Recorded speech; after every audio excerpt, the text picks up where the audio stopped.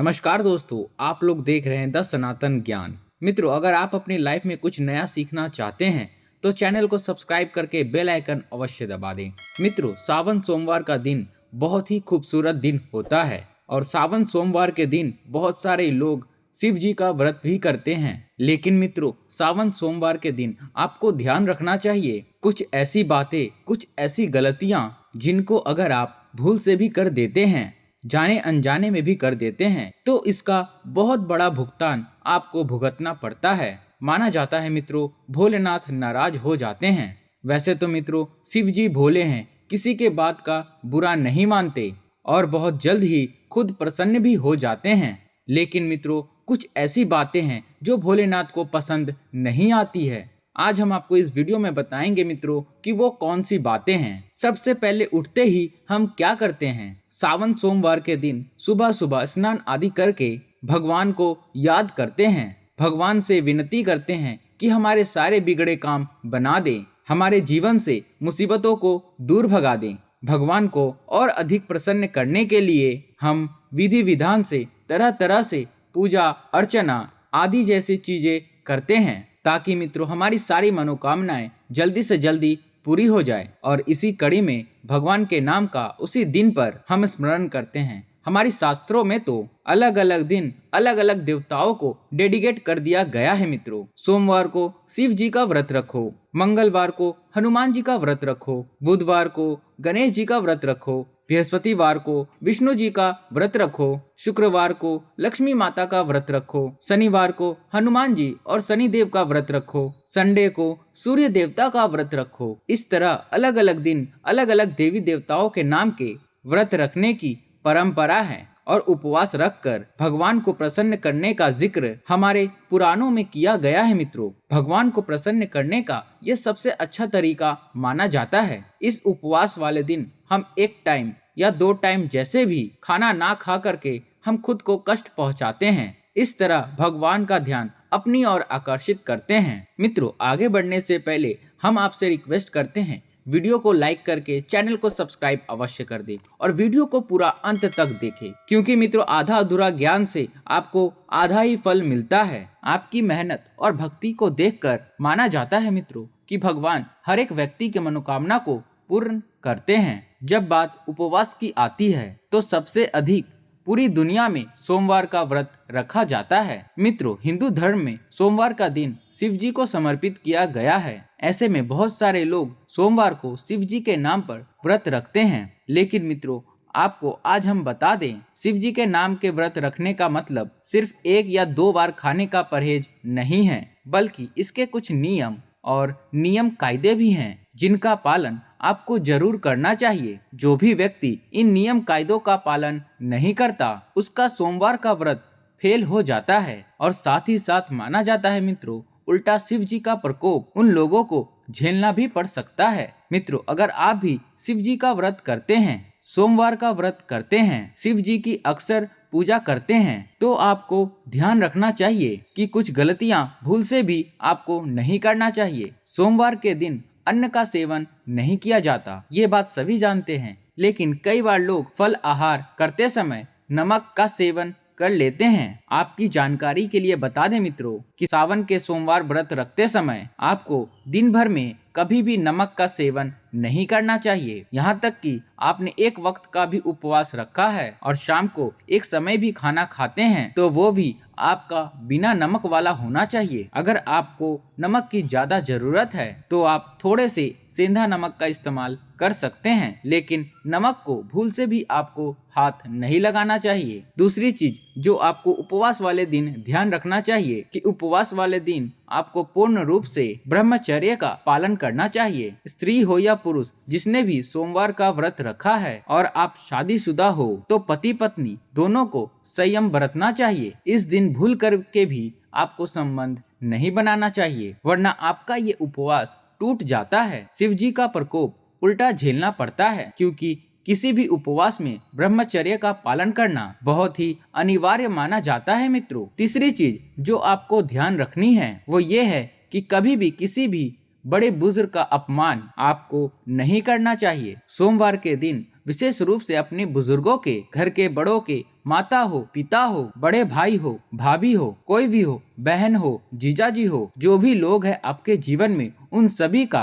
आपसे जो भी बड़े हैं, अगर आप स्कूल जाते हैं तो टीचर्स हो, आप कहीं ऑफिस जाते हैं तो आपसे बड़े कोलिग्स हो, जो भी अच्छे हैं, बड़े लोग हैं, उनका अपमान सोमवार के दिन आपको नहीं करना चाहिए। भले ही वो आपको दो बातें सुना भी दे, तो अगर आपने व्रत किया हुआ है, सोमवार के दिन चुप रह जाना, मौन रह जाना आपके लिए श्रेष्ठ साबित होगा। मित्रों, अगर आप सोमवार के दिन अपने से बड़ों का अपमान करते हैं या कोई लड़ाई झगड़ा किसी से करते हैं तो माना जाता है मित्रों, शिव जी आपके उपवास को ग्रहण नहीं करते, आपको उस उपवास का कोई फल नहीं मिलता और उल्टा आपको कभी कभी अगर गलती आपकी हो तो आपको दंड की प्राप्ति हो सकती है। मित्रों, सोमवार के दिन किसी भी प्रकार की हिंसा में आपको नहीं पड़ना चाहिए। कहीं पर भी लड़ाई झगड़ा हो रहा है, बीच में आप दोस्तों के साथ गए, किसी ने आपके दोस्तों को मारा और आप भी उस हिंसा में शामिल हो गए, या कहीं पे कुछ हिंसा हो रही है और आप वहां पे जा रहे हैं, किसी जानवर को आप मारते हैं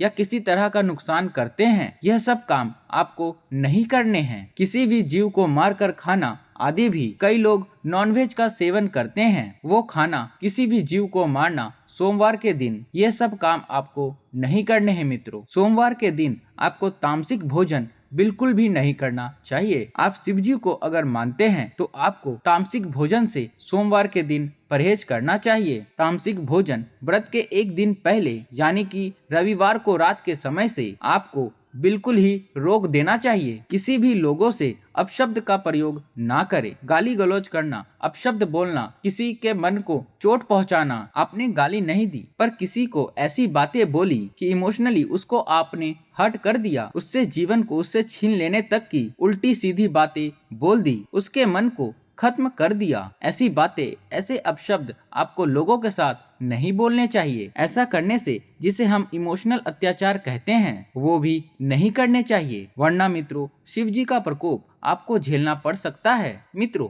उपवास वाले दिन दोनों टाइम आपको शिव जी के सामने बैठकर आरती जरूर करनी चाहिए। सुबह और शाम दोनों समय आरती आप जलाएं, नहीं तो कम से कम शाम के टाइम आपको आरती जरूर करनी चाहिए। शिव जी को आपको अगरबत्ती जलानी चाहिए या धूप दिखाएं और घी का दीपक जलाएं और उनको हो सके तो थोड़ा सा जल चढ़ाएं। थोड़े से कच्चे दूध और पंचामृत से उनको अभिषेक करें। दूध, दही, घी, चीनी, शहद आदि से अभिषेक करें। जो भी फल, मौसमी फल हो वो आपको उनको चढ़ाएं। इस तरह से उनकी पूजा आपको जरूर करनी चाहिए। हो सके तो मित्रों सावन सोमवार के दिन आप मंदिर अवश्य जाएं और एक नारियल अवश्य फोड़ें। मित्रों, कई लोगों में बात बात पर झूठ बोलने की आदत होती है, बात बात पर बातों को घुमाने की आदत होती है। आपको भी अगर झूठ बोलने की आदत है, हर बात में आप निंदा करते हैं, झूठ बोलते हैं, चुगली करते हैं, तो दोस्तों इस तरह की चीजें अगर आप करते हैं तो आपको ऐसा नहीं करना चाहिए, वरना